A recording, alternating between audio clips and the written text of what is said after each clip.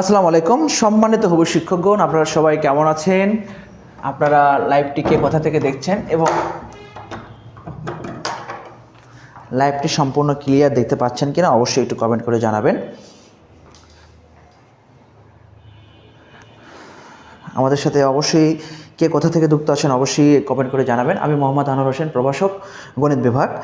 এখন আমি আপনাদের সামনে আজকে আলোচনা করব 15তম শিক্ষক নিবন্ধন প্রিলির গণিত অংশের ব্যাখ্যা সহ সমাধান, অর্থাৎ 15তম শিক্ষক নিবন্ধন পরীক্ষায় গণিতের যে অংশটা রয়েছে, যে পার্টটা রয়েছিল সাধারণ অংশে, এই গণিতের ব্যাখ্যা সহ সমাধান আমি করব। এটা কিন্তু আপনাদের প্রত্যেকের জন্য গুরুত্বপূর্ণ, কারণ এনটিআরসিতে আপনারা জানেন খুব দ্রুত সময়ের মধ্যে এবং একটা সার্কুলার চলছে। এটা হচ্ছে আপনার প্রধান শিক্ষক, সহকারী প্রধান শিক্ষক, আপনাদের জন্যও কিন্তু এটা গুরুত্বপূর্ণ। অর্থাৎ এনটিআরসি কী টাইপের প্রশ্ন করে, আপনি কেন এনটিআরসির বিগত বছরের প্রশ্নগুলো সমাধান করবেন, কারণ একটাই, আপনার কিন্তু জানতে হবে যে এনটিআরসি কী টাইপের প্রশ্ন করে। এই টাইপগুলো আপনার জানা দরকার, কারণ আপনি যদি এই টাইপগুলো না জানেন তাহলে কিন্তু এখান থেকে প্রশ্নগুলো আপনি ধরতে পারবেন না। আপনি এই জন্য অবশ্যই আপনার প্রশ্ন সম্পর্কে, বিগত বছরের প্রশ্ন সম্পর্কে আপনার ধারণা রাখতে হবে।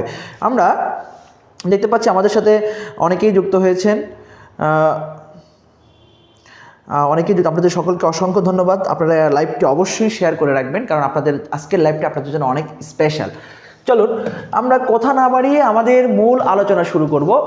দেখেন, আজকে আমি কিন্তু প্রত্যেকটি প্রশ্নের সাথে কিন্তু লিখে দিচ্ছি আজকে 16তম এনটিআরসির কলেজ লেভেলটা নিয়ে আজকে আলোচনা করব।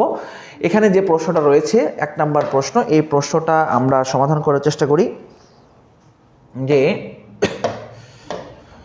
এখানে প্রথমেই যেটা দেখতে পাচ্ছি, 5টি সংখ্যার গড় দেয়া রয়েছে এবং এর সাথে 3টি সংখ্যা যোগ করা হলে সংখ্যা 3টির গড় হবে 22।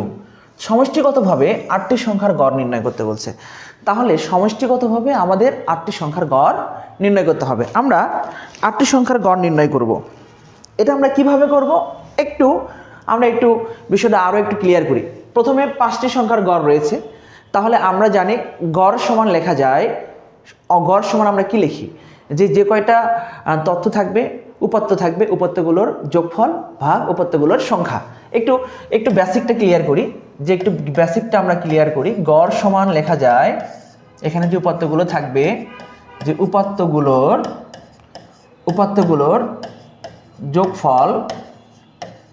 যোগফল ডিভাইডেড বাই উপাত্ত সংখ্যা, মোট উপাত্ত সংখ্যা, মানে মোট উপাত্ত সংখ্যা যে কয়টা থাকবে। তাহলে এখান থেকে একটু বিষয়টা ক্লিয়ার করার চেষ্টা করি। 5টি সংখ্যার গড় রয়েছে, তাহলে 5টি সংখ্যার সমষ্টি কি হবে? তাহলে 5টি সংখ্যার গড় দেখেন এখানে 40 দেয়া আছে, তাহলে এখানে আমরা সমষ্টি লিখলাম এবং উপাত্তের সংখ্যা 5। তাহলে কিন্তু এখান থেকে আমরা সরাসরি লিখতে পারি যে সমষ্টি, 5টি সংখ্যার সমষ্টি 40 গুণ 5 অর্থাৎ 200। এই ব্যাস, কত সহজে আমরা বের করে ফেললাম। তাহলে এই বেসিকটা যদি আপনি জানেন, তাহলে কিন্তু আপনি যে কোনো গড় দেওয়া থাকলে আপনি সমষ্টি নির্ণয় করতে পারবেন খুব সহজে। সমষ্টি নির্ণয় করার জন্য আমরা সরাসরি গড়ের সাথে উপাত্তগুলোর সংখ্যা গুণ করব, গুণ করলে আমরা সমষ্টিটা নির্ণয় করতে পারবো। তাহলে আমরা সমষ্টিটা নির্ণয় করে ফেলেছি। এখন এখানে আমরা দেখতে পাচ্ছি অতিরিক্ত আরো 3টি সংখ্যার গড় দেওয়া রয়েছে। তাহলে এই 3টি সংখ্যার সমষ্টি, এখানে 5টি সংখ্যার সমষ্টি নির্ণয় করেছি, এখানে আমরা এই 3টি সংখ্যার সমষ্টি নির্ণয় করি। 3টি সংখ্যার সমষ্টি নির্ণয় করি এখানে। তাহলে 22-এর সাথে আমরা একটা 3 গুণ করব, এই যে। তাহলে টোটালে 8টি সংখ্যার সমষ্টি, মোট 8টি সংখ্যার সমষ্টি আমরা নির্ণয় করব এখানে। এই যে 8টি সংখ্যার সমষ্টি আমরা এই 200 এবং এই 66কে যোগ করলে আমাদের 266 আসবে। এই তারপর এখন আমরা কি করব, অর্থাৎ আমরা সমষ্টিগতভাবে 8টি সংখ্যার গড় নির্ণয় করব। সমষ্টিগতভাবে 8টি সংখ্যার গড় নির্ণয় করার জন্য যে 8টি সংখ্যার গড়, আমরা 8টি সংখ্যার যখন গড় নির্ণয় করব তখন কিন্তু আমরা এই 266 যে যোগফলটা রয়েছে, এখানে আমরা 8 দ্বারা ভাগ করব। এখন এই মানকে যখন আমরা 8 দ্বারা ভাগ করব, ভাগ করলেই কিন্তু আমাদের কাঙ্ক্ষিত আনসারটা কিন্তু চলে আসবে। আপনারা দেখেন, দেখতে পাচ্ছেন। এখন এই মানটাকে কিন্তু আপনাদের ভাগ করতে হবে। এটা আপনারা কিভাবে সমাধান করবেন, কিভাবে ভাগ করবেন দেখেন। আর আপনারা যখন এই যে ছোট ছোট ভাগগুলো কিন্তু আপনাদের শিখতে হয়, না শিখলে কিন্তু অনেক সময় এগুলো পারবেন না। আপনারা সবাই সব সময় ক্যালকুলেটরমুখী হবেন না, একটু নিজে করার চেষ্টা করবেন। দেখেন এখানে আমরা 3 8 24, এখানে আমরা 24 লিখলাম, এখানে আবার 2, আবার 6, আবার 3 8 24, এই যে দেখেন। তাহলে আবার এখানে 2, এখানে দশমিক দিলাম, দিয়ে একটা শূন্য বসাই দিলাম। তাহলে এখানে 2 আর কোনো 16। আমরা এভাবে মান আমাদের আসতেই থাকবে। দেখেন 16, তারপরে এখানে একটা 4, একটা 0, তারপরে এখানে আবার 5 বসাই দেব। তাহলে 40, 5 8 40। তাহলে কিন্তু আমরা বলতেই পারি আমাদের সঠিক উত্তর হচ্ছে 33.25। আমরা কত সহজে অঙ্কটি সমাধান করলাম। আপনারা আমাদের সাথে কে কোথা থেকে লাইভে যুক্ত আসছেন অবশ্যই একটু কমেন্ট করে জানাবেন। আপনাদের মূল্যবান মতামত কিন্তু আপনারা কমেন্ট করে জানাতে পারেন।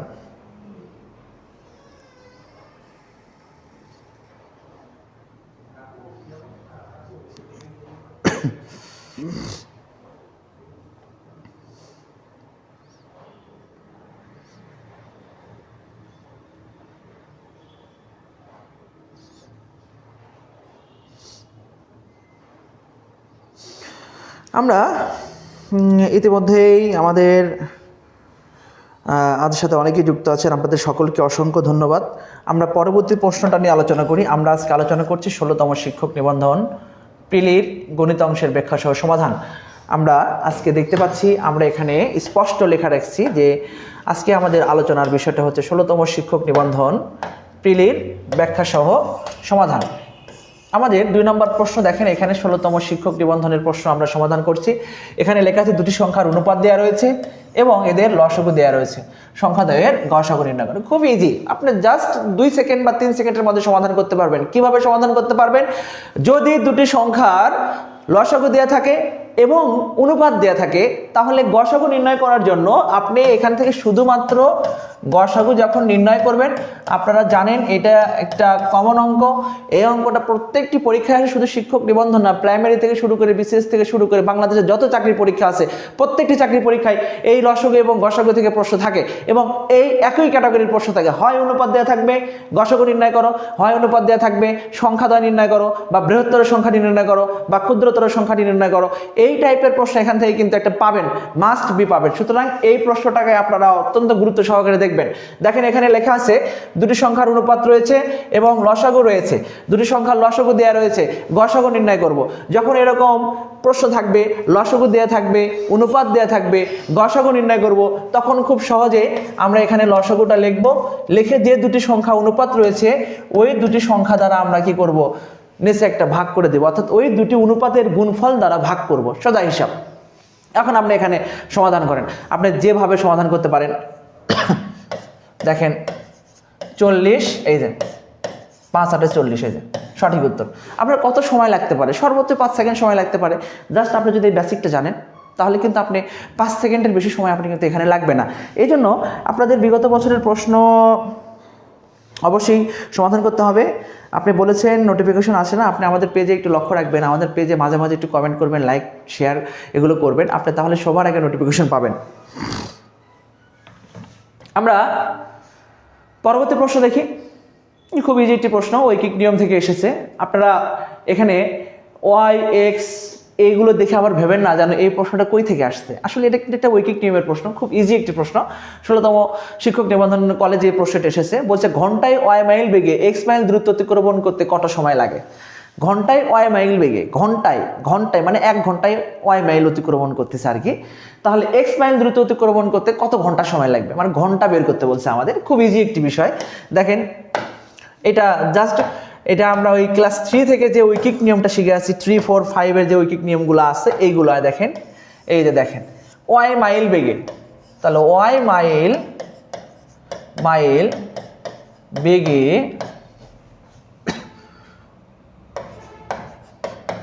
অতিক্রমণ করে 1 ঘন্টায়। তাহলে এখান থেকে আমরা 1 লিখি এটা।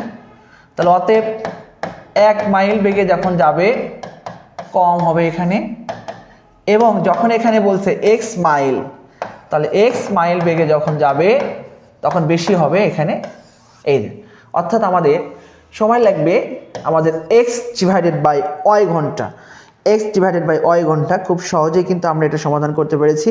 আপনারা লাইভটি ক্লিয়ার দেখতে পাচ্ছেন কিনা অবশ্যই একটু কমেন্ট করে জানাবেন। এবং আমরা কিন্তু নিয়মিত কিন্তু শিক্ষক নিবন্ধনের প্রশ্নগুলো সমাধান করে যাচ্ছি। আজকে কিন্তু আমরা আলোচনা করছি 16তম শিক্ষক নিবন্ধন কলেজ লেভেলের গণিত অংশের ব্যাখ্যা সহ সমাধান। আমরা শিহাবুদ্দিন, আপনি সালাম দিয়েছেন। ওয়ালাইকুম আসসালাম, আপনাকে অসংখ্য ধন্যবাদ আমাদের সাথে যুক্ত হওয়ার জন্য। দেখেন ঐকিক টিম থেকে আরও একটি প্রশ্ন এসেছে। দেখেন ঐকিক টিম থেকে কিন্তু প্রশ্ন থাকে, আমরা দেখতে পাই বরাবর ঐকিক নিয়ম থেকে বিভিন্ন পরীক্ষায় প্রশ্ন আসছে নিয়মিত। তাহলে এখানে প্রশ্ন দেখতে পাচ্ছি 16 জন শ্রমিক একটি কাজ 3 ঘন্টায় সম্পন্ন করতে পারে। উক্ত কাজ সম্পূর্ণ করতে 5 জন শ্রমিকের কত সময় লাগবে? মানে 5 জন শ্রমিকের সময় লাগবে, সময়টা বের করতে বলছে। তাহলে মানে সময় বলতে এখানে আমাদের দেখতে পাচ্ছি প্রথমে লেখা আছে 16 জন শ্রমিক একটি কাজ 3 ঘন্টায় করে। আমরা এখানে স্পষ্ট লিখে দিব যে 16 জন শ্রমিক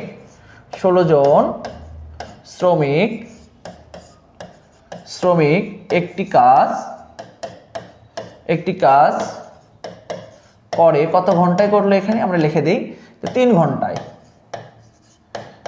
ঘন্টায় করতে পেরেছে। তাহলে অতএব 16 জন যে কাজ 3 ঘন্টায় করেছে, একজন যদি ওই কাজ করতে চায় তাহলে তার অবশ্যই বেশি সময়ের প্রয়োজন, বেশি সময় লাগবে। কারণ 16 জনের কাজ একজন করতে গেলে তো সময় বেশি লাগবেই। আর আমরা জানি যখনই সময়ের পরিমাণ বেশি লাগবে বা দিনের পরিমাণ বেশি লাগবে তখন আমরা কি করব? গুণ করব, মানে গুণটা করতে হবে। তখন এখানে আমরা এই যে 16 গুণ 3।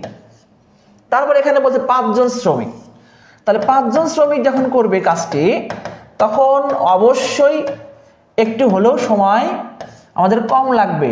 তাহলে 3 16 এখানে 48, এখানে 5। যেহেতু এভাবে কোনো মান এখানে নেই, সুতরাং এটাকে আমাদের মিশ্র ভগ্নাংশ করতে হবে। 5 দ্বারা 48কে ভাগ করলে এখানে আমরা পাবো 5 9 45। তাহলে এখানে পাবো 3। আমরা লিখতেই পারি 3 সমস্ত, এখানে 9 সমস্ত 3 এর 5।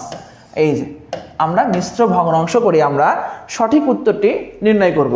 তাহলে এই প্রশ্ন করতে আপনার খুব বেশি হলে কত সময় লাগতে পারে? আপনি দেখেন, আপনি যদি শুধু ক্যালকুলেশনগুলো যদি একটু সঠিকভাবে করতে পারেন তাহলে কিন্তু খুব স্বল্প সময়ের মধ্যে কিন্তু এইগুলো সমাধান করতে পারবেন।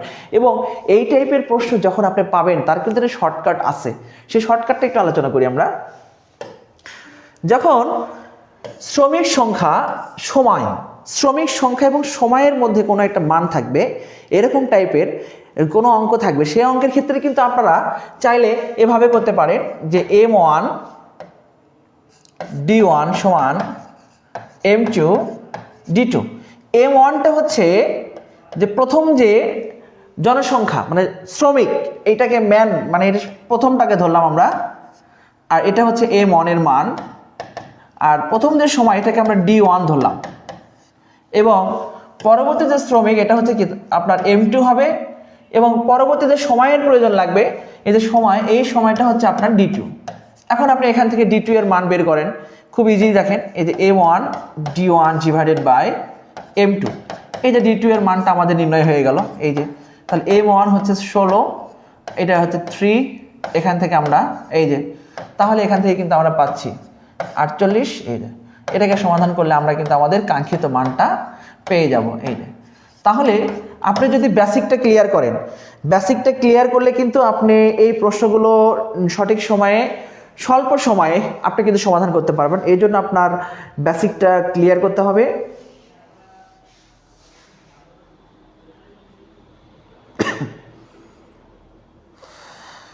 সাবজেক্টিভ কোর্সে আপনি ভর্তি হবেন, আপনার কোন বিষয়ে আপনি ভর্তি হতে চান আপনি অবশ্যই কমেন্ট করে জানাবেন। টুম্পা খাতুন, আপনি কত নম্বরের ক নম্বর উত্তর দিয়েছেন? আপনার আগের প্রশ্নের আনসার ছিল ক, আপনার উত্তর সঠিক হয়েছে। আপনারা অবশ্যই প্রশ্নের নাম্বার দিয়ে আনসারটা করবেন যাতে আমি বুঝতে পারি এই প্রশ্নের উত্তর আপনারা করেছেন। এখানে পরবর্তী প্রশ্ন দেখেন, আমি বলেছিলাম যে আমি দুইটা ফ্রি ক্লাস দিয়েছিলাম, মানে মুনাফার উপর, একটা সরল সুদ, একটা চক্রবৃদ্ধি, মানে সরল মুনাফা এবং চক্রবৃদ্ধি মুনাফার উপর আমি দুইটি ফ্রি ক্লাস দিয়েছিলাম। মানে 2টির বেশি ফ্রি ক্লাস দিয়েছিলাম। আপনারা কিন্তু জানেন যে সরল মুনাফা এবং চক্রবৃদ্ধি মুনাফা থেকে কিন্তু একটি প্রশ্ন কিন্তু মাস্ট বি, মানে কমন থাকবেই। একটি প্রশ্ন কিন্তু আমরা এখান থেকে কমন পাবো, এটা 100% কমন পাবো। এই প্রশ্নটা কিন্তু আমরা আজকে কততম ক্লাস ছিল, আসলে আমাদের এখন সম্পূর্ণ ফ্রি ক্লাস হচ্ছে, আমাদের টোটালি ফ্রি ক্লাসগুলো হচ্ছে এই ক্লাসগুলো আপনারা পেইড কোর্সে পাচ্ছেন। মানে আমাদের ফ্রি পেইড কোর্সের জন্য আলাদা ক্লাস হবে, আপাতত আমরা ফ্রি ক্লাস দিচ্ছি। পেইড কোর্সে আমরা খুব দ্রুত সময়ের মধ্যে পেইড কোর্সে আমরা এই সকল ক্লাসগুলো আমরা পেইড ক্লাসে কনভার্ট করব। আমরা সব শিক্ষকগণ আর পেইড ক্লাসগুলোতে আমরা ক্লাস নেব। দেখেন শাহাদত হোসেন আপনি বলেছেন প্রিলির নতুন ব্যাচ কবে শুরু করবেন? আমরা খুব দ্রুত সময়ের মধ্যে প্রিলির নতুন ব্যাচটা শুরু করব। আমরা প্রিলির ব্যাচে ভর্তি চলছে। আপনি ভর্তি হতে চাইলে অবশ্যই আমাদের ঠিকানায় আপনার নাম, ঠিকানা, ফোন নাম্বার অথবা আপনি আমাদের সাথে যোগাযোগ করতে পারেন। আমাদের Sadiq sir page, Anwar sir page এবং সাদিক পাবলিকেশন এবং আমাদের অফিসিয়াল নাম্বারগুলোতে আপনারা যোগাযোগ করবেন। আমরা অঙ্কটা দেখি। এখানে আমরা দেখতে পাচ্ছি যে এখানে লেখা আছে এত % হার সুদে কত সময়ে 96 টাকার সুদ এত টাকা হয়। বিষয়টা ভালো করে বোঝেন, কত সময়ে 96 টাকার সুদ 18 টাকা হবে, মানে 96 টাকার সুদ 18 টাকা হবে কত সময়ে, এটা আপনার বের করতে বলছে। তো সময়টা নির্ণয় করতে বলছে। এখানে সময়টাকে আমরা এন দ্বারা প্রকাশ করি, সময়টা নির্ণয় করতে বলছে, এবং আসলটাকে আমরা পি দ্বারা প্রকাশ করি, এবং মুনাফাটাকে আমরা আই দ্বারা, ইন্টারেস্ট, মুনাফা, প্রিন্সিপাল এবং মুনাফার হারটাকে আমরা আর দ্বারা প্রকাশ করি। তাহলে আর এর যে মানটা রয়েছে আপনারা জানেন যে যখন শতকরা থাকে তখন আমরা এটাকে অপ্রকৃত ভগ্নাংশ করে নিলাম, এবং আপনারা এটাও জানেন শতকরাকে যখন সাধারণ ভগ্নাংশে রূপান্তর করা হয় তখন 1/100 দ্বারা আমরা গুণ করি। তখন আমরা 1/100 দ্বারা এখানে গুণ করে নিই। এই যে 1/100 দ্বারা গুণ করলাম, তাহলে এখান থেকে কেটে দিব, কেটে দিলে হবে 4, 4 4 16। তাহলে এই যে আর এর মানটা পেয়েছি, পি এর মানটা পেয়েছি, এখন আমাদের আই এর মানটা রয়েছে, আমাদের বের করতে বলছে এন এর মানটা। তাহলে এন এর মানটা আমরা কিভাবে নির্ণয় করব? আমরা জানি পি আর এন সমান আই, এটা আমরা জানি, বা আই সমান পি আর এন। তখন এখান থেকে আমরা এন এর মানটা নির্ণয় করব, এই যে I divided by P R. তাহলে আয়ের মানটা বসিয়ে দিই। আয়ের মানটা কত আছে? মুনাফা বা সুদ। এখানে আসলটা রয়েছে 96, এবং এখানে আমরা একটা মান দেখতে পাচ্ছি, এই যে আমাদের একটা আর এর মান রয়েছে, এই যে। তাহলে এটা যদি কেটে দেই তাহলে যাবে 6 দ্বারা কেটে দিলে হবে 3 6 18। সঠিক উত্তর হবে 3 বৎসর। এই যে, তাহলে কত সহজে কিন্তু আপনি সমাধান করতে পারছেন। আপনারা শুধু ক্যালকুলেটর ব্যবহার করার চেষ্টা করেন। ক্যালকুলেটর ব্যবহার না করেও যে অল্প সময়ে সঠিক উত্তর করা যায়, এটা কিন্তু আপনারা এইরকম ক্লাস না দেখলে কিন্তু বুঝবেন না। আপনাদের কিন্তু ক্লাসগুলো নিয়মিত করতে হবে। ক্লাসগুলোর আমরা যে ম্যাজিক্যাল কিছু পার্ট দেখাই, এই পার্টগুলো কিন্তু আপনাদের জানতে হবে। আপনি শুধুমাত্র ক্যালকুলেটর ইউজ করেই যে সমাধান হয় দ্রুত সময়, তা কিন্তু নয়। আপনি কিন্তু সহজে সমাধান করতে পারেন। এই জিনিসগুলো আপনি যত বেশি চর্চা করবেন, তত বেশি শিখতে পারবেন। এখন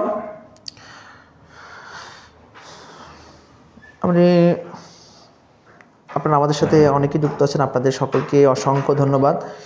ইতিমধ্যেই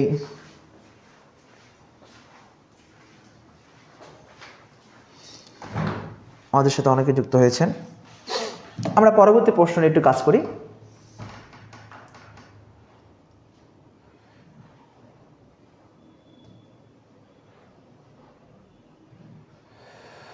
এই যে দেখেন, আমি এই প্রশ্নটা প্রথমে আপনাদের বিস্তারিত করাবো, তারপরে আপনাদেরকে এই প্রশ্নটা সংক্ষেপে যে করা যায় সেটা আমি শেখাবো। প্রশ্নটা খুবই গুরুত্বপূর্ণ প্রশ্ন, খুবই গুরুত্বপূর্ণ। এই টাইপের প্রশ্ন আপনি প্রত্যেকটি পরীক্ষায় পেয়ে থাকেন, অর্থাৎ ক্লাস 7-এ এই প্রশ্নটা আছে। এই প্রশ্ন মানে বেসমেন্টটা ক্লাস 7-এ তৈরি হয়েছে আর কি। ক্লাস 7 থেকে এই প্রশ্নটা ধারাবাহিকতা বজায় করেছে আর কি। দেখেন লেখা আছে, একটি ঘড়ি 10% ক্ষতিতে বিক্রয় করা হলো। 10% ক্ষতিতে একটি ঘড়ি বিক্রয় করা হয়েছে।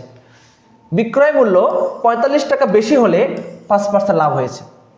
বিক্রয় মূল্য 45 টাকা বেশি হলে 5% লাভ হলো। তাহলে ঘড়িটির ক্রয় মূল্য নির্ণয় করতে বলছে আমাদের। ঘড়িটির ক্রয় মূল্য নির্ণয় করতে বলছে। আমি আগে প্রথমেই বিস্তারিত করাই, আপনাদের একদম সম্পূর্ণ ডিটেলস করে দিই কিভাবে আপনারা সমাধান করতে পারবেন।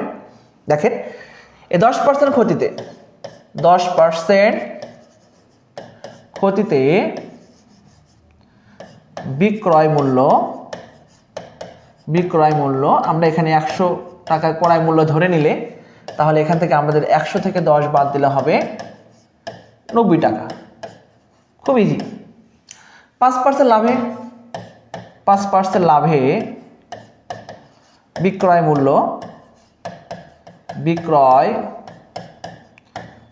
মূল্য তাহলে আমরা এখানে লিখে ফেললাম 105 টাকা। এবার খেয়াল করুন, মানে ক্ষতিতেও বিক্রয় করেছি, লাভেও বিক্রয় করেছি, তাহলে কতটুকু ডিফারেন্স হয়েছে, মানে এখানে কতটুকু ডিফারেন্স, এই ডিফারেন্সটা আমাদের বের করতে হবে। তাহলে এখানে বিক্রয় মূল্য কত বেশি হয়েছে এটা আমরা দেখি তো। এখানে 105 থেকে 90টা আমরা বাদ দিব, তাহলে এখান থেকে আমরা পাবো হচ্ছে 15 টাকা। তাহলে বিক্রয় মূল্য 15 টাকা বেশি হয়েছে। তাহলে বিক্রয় মূল্য 15 টাকা বেশি হইলে 15 টাকা বেশি হইলে ক্রয় মূল্য 100 টাকা। যেহেতু আমরা ক্রয় মূল্যটা ধরে নিয়েছিলাম 100 টাকা, ক্রয় মূল্য 100 টাকা, তাহলে অতএব বিক্রয় মূল্য 1 টাকা বেশি হইলে তাহলে আমাদের অবশ্যই কম হবে। এবং বিক্রয় মূল্য আমাদের প্রশ্নে দেয়া আছে, তাহলে এখান থেকে আমরা সরাসরি গুণ করে দেব, এই যে তাহলে 300 টাকা। তাহলে ওই ঘড়িটার ক্রয় মূল্য ছিল 300 টাকা। দেখেন প্রশ্নটি ভালো করে একটু বোঝার চেষ্টা করেন, সম্পূর্ণ ভালো করে বোঝার চেষ্টা করেন। এখানে প্রশ্ন কিন্তু বলা রয়েছে যে একটি ঘড়ি 10% ক্ষতিতে বিক্রয় করা হলো, বিক্রয় মূল্য 45 টাকা বেশি হলে 5% লাভ হয়, তাহলে ঘড়িটির ক্রয় মূল্য নির্ণয় করো। আমরা কিন্তু করেছি প্রথমে 10% ক্ষতিতে বিক্রয় মূল্য বের করেছি, 5% লাভে বিক্রয় মূল্য বের করেছি। এখন বিক্রয় মূল্য কত টাকা বেশি হয়েছে এটা আমাদের দেখতে হবে। দেখলাম আমরা বেশি হয়েছে এখানে 15 টাকা। তাহলে বিক্রয় মূল্য 15 টাকা বেশি হইলে ক্রয় মূল্য তো আমরা প্রথমে 100 টাকা ধরে নিয়েছি, 100 টাকা। সেই ক্ষেত্রে আমাদের 1 টাকা হইলে কত, আর এখানে যে 45 টাকা দেয়া রয়েছে 45 টাকা হলে কত। তাহলে এই প্রশ্ন যদি আপনি বেসিকটা জানেন তাহলে কিন্তু আপনি শর্টকাটটা কিন্তু খুব সহজে নির্ণয় করতে পারবেন। বেসিকটা আপনি জানতে হবে। যদি বেসিকটা না জানেন তাহলে শর্টকাট কিন্তু আপনি বুঝতে পারবেন না, আমি কই থেকে কি করছি, বা আপনিও কিন্তু ক্লিয়ার হবেন না। কনসেপ্টটা ক্লিয়ার থাকলে আপনি শর্টকাট আসতে পারবেন। দেখেন এখন শর্টকাটটা দেখেন, শর্ট ট্রিক্সটা আপনি দেখেন। শর্ট ট্রিক্সটা হচ্ছে আমাদের এই টাইপের প্রশ্ন যখন থাকবে যে আমরা একটি দ্রব্য 10% ক্ষতিতে বিক্রয় করতে পারি, আবার 10% লাভে বিক্রয় করতে পারি, যদি এই টাইপের কোনো প্রশ্ন আসে তখন আমরা এই কাজটা করব যে ক্রয়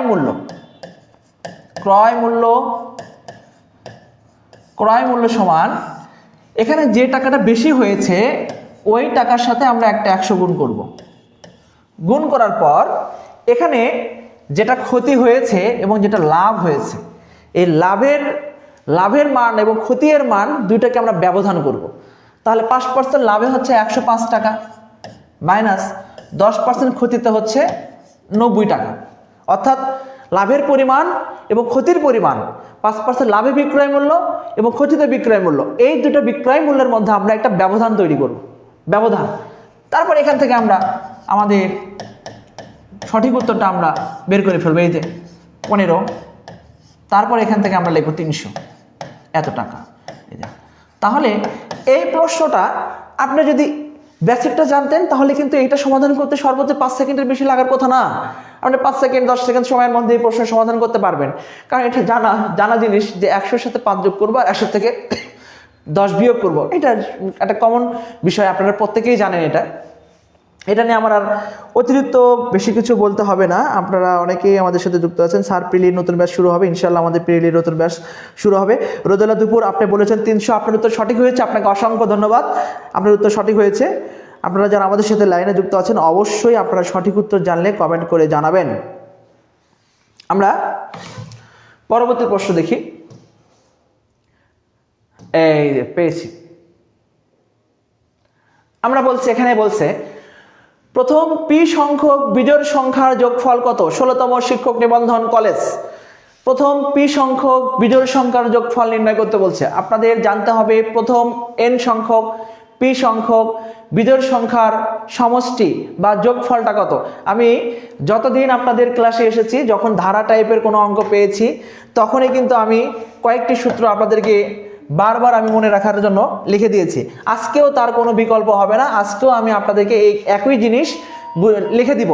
আপনারা অবশ্যই দয়া করে স্ক্রিনশটটা দিয়ে রাখবেন, আপনাদের কাজে লাগবে। দেখেন, যদি n সংখ্যক স্বাভাবিক সংখ্যাগুলো আমরা লিখি, স্বাভাবিক সংখ্যা 1 2 3 4 5 n তম পদ পর্যন্ত, 1 2 3 4 এরকম করে আমরা n পর্যন্ত যাব।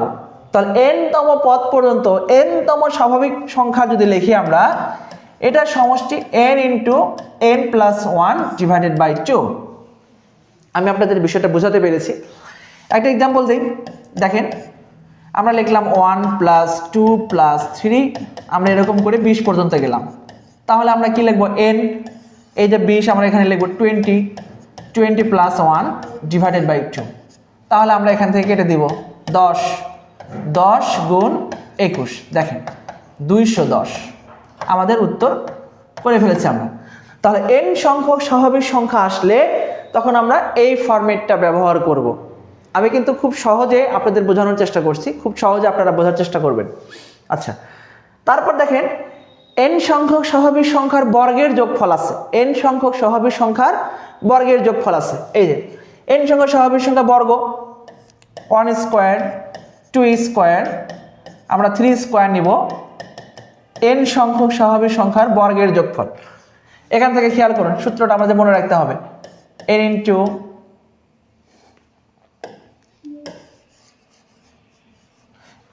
n plus 1, n into n plus 1 2n plus 1।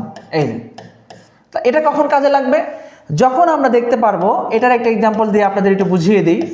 যখন আমরা দেখতে পারবো 1 স্কোয়ার, এটা 2 স্কোয়ার, এরকম একটা মান আমরা দেখবো আর কি। আমরা 12 নিলাম, 12 স্কোয়ার। তাহলে এটা n সংখ্যক স্বাভাবিক সংখ্যার বর্গের যোগফলের সূত্র ব্যবহার করব। n মানে সর্বশেষ যে পদটা আছে এটাকে আমরা n ধরে নিচ্ছি। তাহলে এখান থেকে 1 divided by 6 n into n plus 1 2n plus 1। এই যে খেয়াল করুন, 6 দিয়ে কেটে দিলাম, তাহলে এখানে 2, এখানে হবে 13, এখানে হবে হচ্ছে 24 25।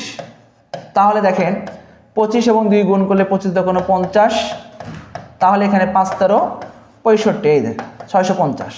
তাহলে কিন্তু যখন n সংখ্যক স্বাভাবিক সংখ্যার বর্গ থাকবে, তখন কিন্তু আমরা এই প্রক্রিয়ার মাধ্যমে খুব সহজে সমাধান করতে পারবো। এখন এই বিষয়টা কিন্তু আপনাদের মাথায় রাখতে হবে। তাহলে আমরা শিখলাম, দুইটা শিখলাম। একটা শিখলাম হচ্ছে n সংখ্যক স্বাভাবিক সংখ্যার যোগফল, আর একটা শিখলাম হচ্ছে n সংখ্যক স্বাভাবিক সংখ্যার বর্গের সমষ্টি। এবার আমরা তৃতীয়টা শিখব, n সংখ্যক স্বাভাবিক সংখ্যার ঘনর সমষ্টি। আপনারা অনেকেই উত্তর দিয়েছেন পি স্কোয়ার 7 b, আপনাদের উত্তর সঠিক হয়েছে, আপনাদেরকে সকলকে অসংখ্য ধন্যবাদ। এখন আমরা একটু বিস্তারিত ব্যাখ্যাটা শিখব। তারপর দেখেন, এখানে n সংখ্যক স্বাভাবিক সংখ্যার ঘনর সমষ্টি থাকলে 1 কিউব 2 কিউব 3 কিউব, এটাকে আমরা লিখি n কিউব। তাহলে আমরা এটাকে ব্যবহার করি যে n into n plus 1 divided by 2। এই যে আমি আপনাদেরকে আবারও বলবো, আপনারা স্ক্রিনশট নিয়ে নেবেন, কারণ এই প্রশ্নগুলো আপনাদের থাকবেই, পরীক্ষা থাকে, সব সময়ই থাকে, শুধু এখন না, মানে ভবিষ্যতেও ছিল, মানে অতীতেও ছিল, ভবিষ্যতেও থাকবে। এটা আপনাদের মানে এইটা কিন্তু র্যান্ডম আসে এখান থেকে প্রশ্নটা। দেখেন, যদি একটা এক্সাম্পল ব্যবহার করি, এখান থেকে আমরা দিলাম এখানে 1 কিউব, এখানে দিলাম 2 কিউব, এখানে 3 কিউব, তাহলে আমরা এখানে 10 কিউব। আপনি যদি এই সূত্রটা জানেন তাহলে কিন্তু খুব সহজে সমাধান করতে পারবেন। যদি এটা না জানেন তাহলে আপনারা কি করবেন, 1-এর কিউব করলে কত হয়, 2-এর কিউব করলে কত হয়, 3-এর কিউব করলে কত হয়, 4-এর কিউব করলে কত হয়, সেই সবগুলো মান কিন্তু আপনারা যোগ করবেন, যেটা করতে আপনার অনেক সময়ের প্রয়োজন। কিন্তু আপনি যদি এই সূত্রটা জানেন তাহলে কিন্তু আপনি এই সমাধানটা খুবই স্বল্প সময়ে আপনি সমাধান করতে পারবেন। কিভাবে স্বল্প সময়ে সমাধান করতে পারবেন একটু দেখুন। এই যে nটা হচ্ছে 10, তা 10 প্লাস 1 ডিভাইডেড বাই 2 আমরা এখানে লিখলাম এখানে। তাহলে এখানে 5 এখানে 11। ওকে, তাহলে এখান থেকে দেখতে পাচ্ছি 5 11 55। এটার বর্গ করার একটা সিস্টেম আছে। যদি মানে দুইটি সংখ্যার একক স্থানীয় অঙ্ক 5 থাকে, তার গুণ করার জন্য খুব ইজি একটি ওয়ে আছে, মানে বর্গ করার জন্য। আমি আবারও বলছি, দুইটি অঙ্কযুক্ত সংখ্যায় যদি একক স্থানীয় অঙ্ক 5 থাকে, তাকে বর্গ করার জন্য আমাদের কাছে একটা ছোট মানে ম্যাজিক্যাল একটা পার্ট আছে। সেটা হচ্ছে কি, আপনি প্রথম সংখ্যাকে বর্গ করলেন, 5 5 25। এখানে যে সংখ্যা থাকবে সেই সংখ্যার সাথে 1 যোগ করুন, 5-এর সাথে 1 যোগ করুন, তাহলে 6। 6 এবং 5 গুণ করলে 5 6 30। এই যে, আপনার কিন্তু ক্যালকুলেটরের প্রয়োজন নেই, কিন্তু কোনো ক্যালকুলেটর কিন্তু এখানে লাগবে না। যেমন দেখেন, আমি যদি আবার একটা দেখাই, 75। এই যে, আমরা প্রথমে 5 কে স্কোয়ার করেন, তাহলে হবে 25। লিখে ফেললাম। 7-এর সাথে 1 যোগ করেন, 8। ওই 8 এবং 7 গুণ করেন, 27 56। এই যে,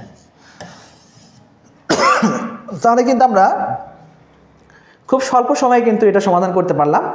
এখন আমরা ইতিমধ্যে 3টা পার্ট আলোচনা করেছি। আমরা আমাদের চতুর্থ পার্ট যেটা, সেই পার্টটা নিয়ে একটু আমরা আলোচনা করি, যে n সংখ্যক বা p সংখ্যক বিজোড় সংখ্যার যোগফল কত। p সংখ্যক বিজোড় সংখ্যা যেমন 1 3 5 7, আমরা যাচ্ছি হচ্ছে p সংখ্যক বিজোড় সংখ্যা, মানে বিজোড় সংখ্যা যত সংখ্যক বিজোড় সংখ্যা থাকবে এখানে, তার p সংখ্যক থাকলে তাহলে আমরা এটাকে প্রকাশ করি হচ্ছে p স্কোয়ার দ্বারা, প্রকাশ করি p স্কোয়ার দ্বারা, এটাকে আমরা প্রকাশ করি। তাহলে কিরকম, যেমন 1 3 5, আমরা গেলাম এখানে 11, তাহলে আমাদের সঠিক উত্তর হবে 11 স্কোয়ার। বিষয়টা আপনাদেরকে বলে দেয় যে 1 2 1। এই যে, তাহলে আপনাদের এটাও জানতে হবে যে n সংখ্যক স্বাভাবিক সংখ্যার বা n সংখ্যক বিজোড় স্বাভাবিক সংখ্যার সমষ্টি সমান লেখা যাবে n স্কোয়ার, অথবা p সংখ্যক বিজোড় সংখ্যার সমষ্টি লেখা যাবে p স্কোয়ার। এটা আপনাদের মাথায় রাখতে হবে। তাহলে এই বেসিকগুলো যদি আপনারা জানেন, তাহলে কিন্তু এখান থেকে আপনারা কিন্তু স্বল্প সময়ে আপনারা কিন্তু সঠিক উত্তর করতে পারবেন। এই জন্য অবশ্যই আপনাদের বেসিকগুলো ক্লিয়ার করতে হবে। বেসিক কনসেপ্ট ক্লিয়ার না হলে কিন্তু আপনি অঙ্কে ভালো করতে পারবেন না। এবং আমি কিন্তু স্পষ্ট বলতে পারি, আপনি যখনই গণিত ভালো করবেন তখনই কিন্তু আপনি পরীক্ষায় টিকতে পারবেন। এটা আমার বিশ্লেষণ আর কি। আপনারা হয়তো আমার সাথে অনেকে একমত নাও হতে পারেন, কারণ আমি যতটুকু জানি একজন স্টুডেন্ট বাংলা ইংরেজি জিকে সব কিছুতে মোটামুটি লেভেল অনুযায়ী মার্কস পায়। কারণ ইংরেজিতে অনেক প্রশ্ন রিপিট হয়, কিন্তু অঙ্কের প্রশ্ন রিপিট হলে কিন্তু আপনি করতে পারবেন না যদি বেসিক না জানেন। যেমন ইংরেজির প্রশ্ন যদি আপনার রিপিট হয়, বারবার রিপিট হয়, এই প্রশ্ন আপনি বিভিন্নবার পড়ার পর কিন্তু সেই প্রশ্নটা আনসার দেখলে কিন্তু আপনি মনে রাখতে পারবেন। কিন্তু যদি অঙ্ক যদি আপনি বেসিক না জানেন, প্রশ্ন রিপিট হলেও কিন্তু আপনি সমাধান করতে পারবেন না যদি বেসিক না জানেন। এই জন্য কিন্তু আপনার বেসিক কনসেপ্ট ক্লিয়ার করতে হবে। বেসিক কনসেপ্টটা ক্লিয়ার করলে আপনি প্রশ্ন যখন রিপিট হবে তখন সেই প্রশ্নগুলো দ্রুত সময়ের মধ্যে আপনি সমাধান করতে পারবেন। তাছাড়া কোনো ক্রমেই সম্ভব নয়।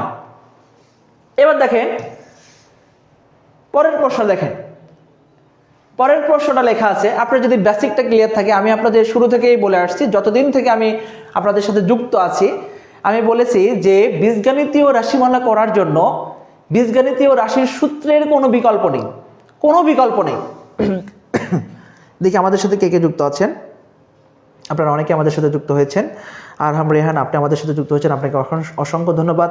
মামুন বিশ্বাস, আপনি আমাদের সাথে যুক্ত হয়েছেন, আপনাকে অসংখ্য ধন্যবাদ। আমাদের সাথে যুক্ত হয়েছেন শিহাবউদ্দিন, আমাদের সাথে যুক্ত হয়েছেন, আপনাকে অসংখ্য ধন্যবাদ। টুম্পা খাতুন, আপনাকে অসংখ্য ধন্যবাদ। আমরা কিন্তু আলোচনার করছি 16তম শিক্ষক নিবন্ধন কলেজটা নিয়ে, কিন্তু আজকে আমরা আলোচনা করছি 16তম শিক্ষক নিবন্ধন কলেজটা নিয়ে।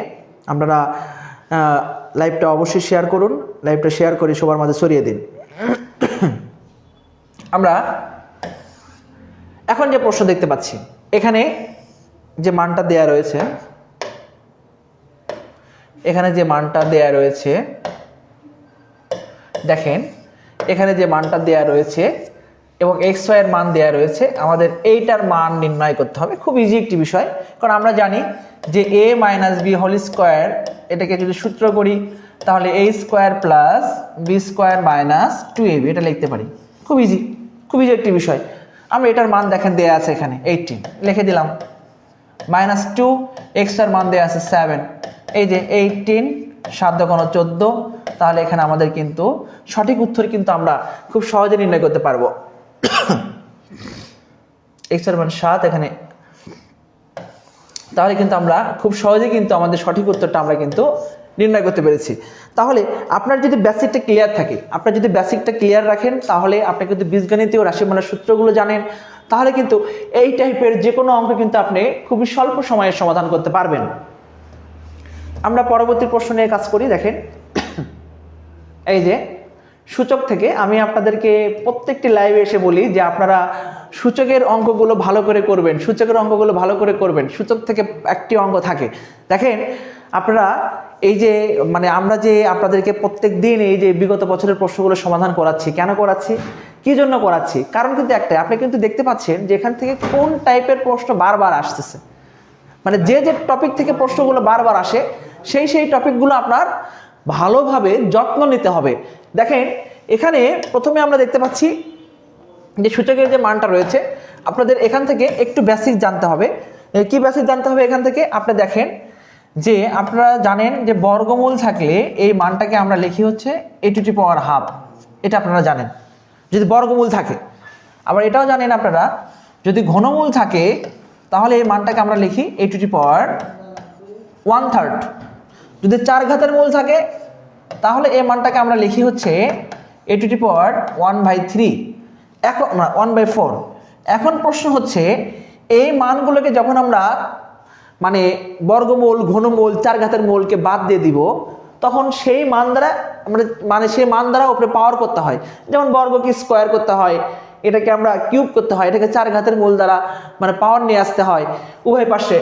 এই টাইপেরই এখানে খেয়াল করুন, দেখেন এখানে খেয়াল করুন, এটা ঘনমূল, এটার ভিতরে আরো একটা ঘনমূল, এখানে রয়েছে a³ আমরা যদি বিস্তারিত করার চেষ্টা করি দেখেন তাহলে কিন্তু আমরা লিখতে পারি যে a এর মাথার উপর কিউব, এই ঘনমূলটাকে ভেঙে দিলে হবে 1/3। এই 3 এবং এই 3 পাওয়ার এবং পাওয়ার গুণ হয়ে যাবে। এখান থেকে খেয়াল করুন এই যে a, তাহলে কিন্তু আমরা এটাকে লিখতেই পারি a⁴1/3। এই যে a⁴1/3 আমাদের সঠিক উত্তর কিন্তু হয়ে গেছে। তাহলে রোদেলা দুপুর আপনার 9-এর B আপনার উত্তর সঠিক হয়েছে, আপনাকে অসংখ্য ধন্যবাদ।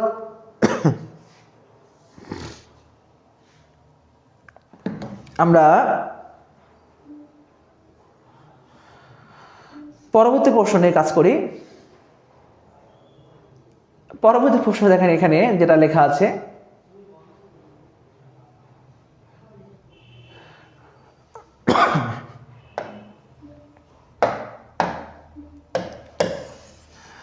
পরবর্তী প্রশ্ন যেটা লেখা আছে দেখেন এই যে আপনাদেরকে এই অঙ্ক করার জন্য যে বেসিকটা লাগবে সেটা হচ্ছে x⁻n, এটাকে যদি আমরা ভেঙে দিই 1/x⁴n, এটা কিন্তু সূচক থেকে এসেছে।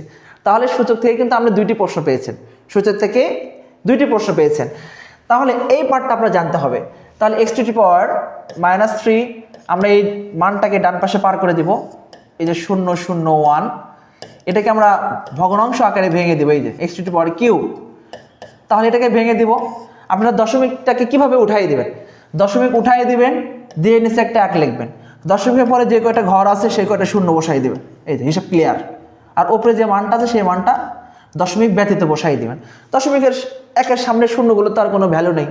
তাহলে এখান থেকে আমরা লিখতে পারি যে x³ সমান আমরা লিখতে পারি এই যে, তাহলে এখান থেকে x³ আছে, আমরা এখানে বেসটাকে ঠিক রেখি, 10-এর মাথার উপর একটা কিউব দিই, তাহলে এখান থেকে আমরা লিখতেই পারি x সমান কত 10। এই যে আমরা এটা লিখতে পারি। তাহলে এই প্রশ্নের সমাধান করতে গেলে আপনার কিন্তু কোনো জটিলতা নেই, জাস্ট আপনি এই একটি বেসিক জানলে কিন্তু আপনার কোনো জটিলতা থাকবে না, সব জটিলতা কিন্তু শেষ এই এটা সঠিক উত্তর করার জন্য। দেখেন দেখেন আজকে যে আমরা শিক্ষক নিবন্ধন কলেজের প্রশ্নটা করছি, আমাদের একজন বলেছেন এটা 15তম কলেজ হতে পারে, হয়তো আমার একটু মিসিং হতে পারে, কিন্তু কলেজ শিক্ষক নিবন্ধন কলেজের প্রশ্ন হয় 16তম না হয় 15তম। দেখেন এখানে লগ থেকে আরও একটি প্রশ্ন এসেছে, দেখেন এটা তো কত ইজি একটি প্রশ্ন, মানে সো ইজি। আপনারা হয়তো ভাবছেন এটা অনেক কঠিন, কিন্তু এটা মোটেও কঠিন নয়। কারণ এইটা করার জন্য আপনার যে বেসিকটা লাগবে, যখন লগের কোনো বেস থাকবে, সোজা হিসাব কোনো বেস থাকবে তখন আমরা দেখব এখানে মানটা কত আছে। আমি অঙ্কটা তুলে নিই একবার।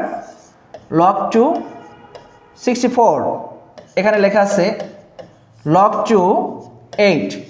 যখন বেস থাকবে তখন আমরা মানে কি বলবো, মানে চোখে দেখেই আমরা অ্যান্সার করে ফেলবো। কিভাবে দেখেন, 64 কয়টা 2 গুণ করলে 64 হয় এটা আপনার জানতে হবে। 6টা 2 গুণ করলে। আপনারা যদি না জানেন তাহলে ভেঙে নেন, এই যেভাবে ভেঙে নেন। 2 দ্বারা ভাগ করেন 32, 2 দ্বারা ভাগ করেন 16, 2 দ্বারা ভাগ করেন এখানে 8, 2 দ্বারা ভাগ করেন 4, 2 দ্বারা ভাগ করেন 2, 1 2 3 4 5 6। তাহলে যে কয়টা 2 গুণ করলে 64 হবে, অর্থাৎ যে বেসটা থাকবে ওই বেস যতবার গুণ করলে আমার এই মানটা হবে, এটার উত্তর হবে সেইটা। কতবার গুণ করলাম? 6 বার। ওকে, তাহলে উত্তর 6। এবারে খেয়াল করুন, 2 এই বেস 2 কয়বার গুণ করলে 8 হবে? 3 বার গুণ করলে, তাহলে উত্তর হবে 3। 6 আর 3 গুণ করেন 9, সঠিক উত্তর হচ্ছে 9। কত ইজি দেখেন, জাস্ট আপনি দেখবেন বেসটা কত এবং ওই বেস কতবার গুণ করলে মানের সমান হয়, সঠিক উত্তর তত। বেসটা কতবার গুণ করেছে? 6 বার। 6 বার গুণ করলে 64, সঠিক উত্তর 6। এখানে বেস 2, বেস কয়বার গুণ করেছি? 3 বার। 3 বার গুণ করলে উত্তর কত হচ্ছে, মানে মানটা হচ্ছে 8-এর সাথে মিলে যাচ্ছে, তাহলে সঠিক উত্তর হবে কত এখানে? 3। এখন 6 আর 3 গুণ করলে হবে আমাদের কত? 9। এটা হচ্ছে শর্টকাট। এই শর্টকাটটা আপনি জানবেন কখন? যখন আপনি বিস্তারিত জানবেন। চলুন এবার একটু বিস্তারিত দেখে নিই। আগে শর্টকাট শিখালাম, এবার একটু বিস্তারিত শিখে আপনাদের। বিস্তারিত আমরা বিস্তারিত শেখার জন্য শুধু একটা মান মনে রাখবো যে বেস এবং মান যখন সেম হবে তখন তার মানটা হবে 1। এবং আমরা এটাও জানি বেস মান এবং তার পাওয়ার যদি কোনো কিছু থাকে তখন সেই পাওয়ারটা সরাসরি সামনে আসবে। এই দেখেন, তাহলে তার মানটা হবে কি এখানে? বি। এই যে বেস এবং মানটা মিলে গেছে, উত্তর হবে বি। তাহলে সেম ভাবে একটু খেয়াল করুন। তাহলে এখান থেকে দেখেন log 2 বেস, এখানে 2 টু দি পাওয়ার 6।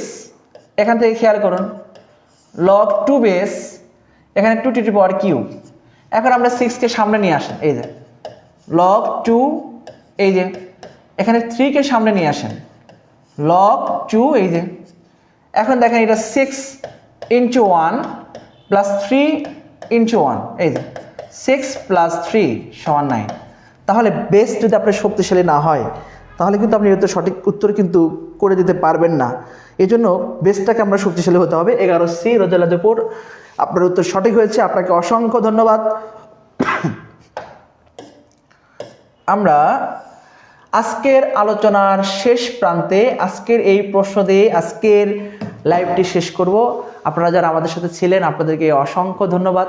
কিন্তু সর্বশেষ যে প্রশ্নটি আলোচনা করব এটা কিন্তু আপনাদের জন্য অসংখ্য মানে গুরুত্বপূর্ণ একটি প্রশ্ন। আপনারা যারা 13, 14, 15, 16, 17, 18 গ্রেডের পরীক্ষা দেন আপনারা কিন্তু এই প্রশ্নের সাথে মানে অগণিতবার আপনাদের ফেস হয়েছেন। কিন্তু আপনারা অগণিতবার ফেস হওয়ার পরও এই প্রশ্ন অনেকেই ভুল করে আসেন, অনেক রকমভাবে করার চেষ্টা করেন। কিন্তু আমি আজকে যে নিয়মটা দেখাবো আপনাদের, আজীবনে আর এই অঙ্ক ভুল হবে না ইনশাল্লাহ। আসুন এইদিকে একটু খেয়াল করুন, আজীবনে এই প্রশ্ন আর ভুল হবে না। এই প্রশ্ন আজকে একদম হজম করে দেবো আপনাদের ইনশাল্লাহ। দেখেন একদম হজম করে ফেলবো। এখানে যে মানটা দেয়া আছে এইটার মান আমরা নির্ণয় করব এবং এটা হচ্ছে আমাদের প্রশ্নে দেয়া আছে। যে মানটা দেয়া রয়েছে আমরা সেই মানটা তুলব, x প্লাস 1/x4। একটু বড় করে করাই আপনাদেরকে বোঝার সুযোগ দেয় আর কি। দেখেন আমরা উভয় পাশে একটা x দ্বারা গুণ করলাম, এই যে একটা x দ্বারা গুণ করলাম, একটা x দ্বারা গুণ করলাম। তাহলে এখান থেকে আমরা কি পাচ্ছি খেয়াল করুন, এই যে x² প্লাস 1 সমান এই যে 4x। ওকে ফাইন, নির্ণয় করেছি কারণ এখানে একটা x² একটা 1 আছে, আর কোনো কিছু করার দরকার নেই, রেখে দিলাম। এখন দেখেন পদার্থ রাশি থেকে কাজ করেন, x, এই যে x² 1টাকে সামনে নিলাম 3x। ওকে, এই যে দেখেন x² প্লাস 1 এর মান আমরা এখানে সুন্দর করে 4x বসাই দিব। এই যে x² প্লাস 1 এর মানটা আমরা সুন্দর করে এখানে 4xটা বসিয়ে দিলাম, এই যে ফাইন। তাহলে এখানে x, 4x থেকে 3x বাদ দিলাম, x এবং x কেটে দিলে আমাদের সঠিক উত্তর হবে 1। তাহলে আমি এত সহজ নিয়মটা জানতে কেন আমি ওই কঠিন নিয়মগুলো ফলো করব আপনি বলুন? যে কেন আমি এখান থেকে x কমন নিব, এরকম একটা ফরম্যাট তৈরি করব, এত কিছু তো প্রয়োজন নেই। আমরা সরাসরি এই মানটাকে x দ্বারা গুণ করে একটা x² প্লাস 1 এর মান নিয়ে আসবো, নিয়ে এসে তারপর আমরা এখান থেকে আমরা প্রদত্ত রাশিতে আমরা মানটা বসিয়ে দেব, তাহলে আমাদের অঙ্কটা শেষ। তাহলে আপনারা আমাদের সাথে এখনও যারা লাইভে যুক্ত ছিলেন আপনাদের সকলকে অসংখ্য ধন্যবাদ। ইতিমধ্যেই রোদেলাদের উপর আপনি 12 নম্বর উত্তর দিয়েছেন, আপনার উত্তর সঠিক হয়েছে, আপনাকে অসংখ্য ধন্যবাদ। ঈশান রহমান আপনিও দিয়েছেন ডি নাম্বার, আপনার উত্তর সঠিক হয়েছে, আপনাকে অসংখ্য ধন্যবাদ। সবাই ভালো থাকবেন, সুস্থ থাকবেন। দেখা হবে আগামী শনিবার নতুন একটি ভিডিও নিয়ে আমরা আলোচনা করবো ইনশাআল্লাহ। শিক্ষক নিবন্ধন নিয়ে অন্য একটা প্রশ্ন নিয়ে আলোচনা করব। আল্লাহ হাফেজ।